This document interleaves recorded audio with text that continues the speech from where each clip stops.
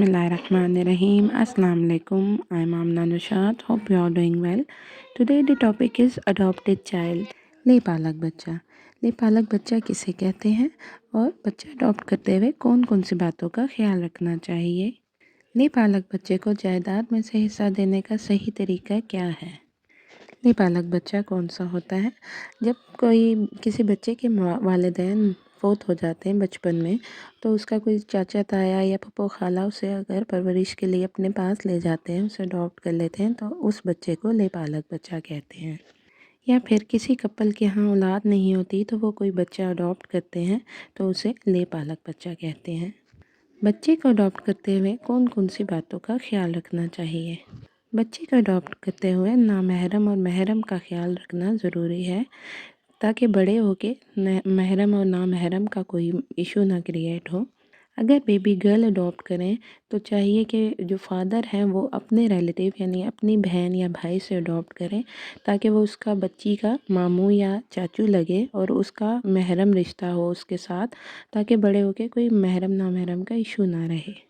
इसी तरह अगर बेबी बॉय अडॉप्ट करें तो चाहिए कि मदर अपनी साइड से यानी अपने बहन भाइयों से अडॉप्ट करें, ताकि वो उसका भतीजा या भांजा हो और बड़े होके कोई इशू उनका भी महरम ना महरम का ना रहे, क्योंकि खाला फूफो महरम ही होती है। कोई मुसलमान बच्चा कोई नॉन मुस्लिम अडॉप्ट नहीं कर सकता, क्योंकि बड़े होके फिर उसका रिलीजन चेंज हो जाएगा, इसलिए मुसलमान बच्चा कोई नॉन मुस्लिम अडॉप्ट नहीं कर सकता। अब रही कि जायदाद में से अगर उसको कुछ हिस्सा देना है तो कैसे दिया जाए।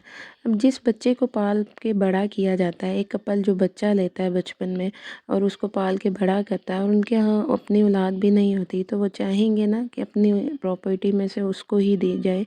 तो शरई तरीके से तो वो उस विरासत में हिस्सेदार होता ही नहीं है, या बच्ची है तो वो भी नहीं होगी हिस्सेदार, क्योंकि फ़ादर नेम तो शरन चेंज करना जायज़ ही नहीं है।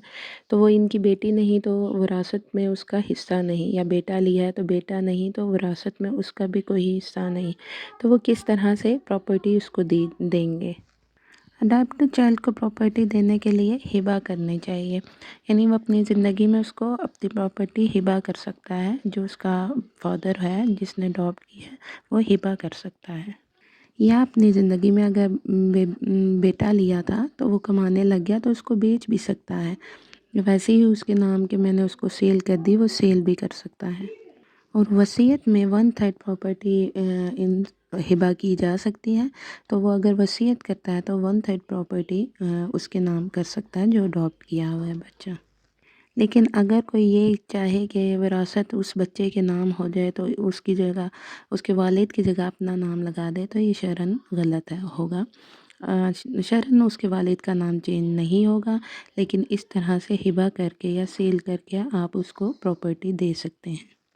If you like the video then click the like button. Keep smiling, take care, अल्लाह हाफिज़।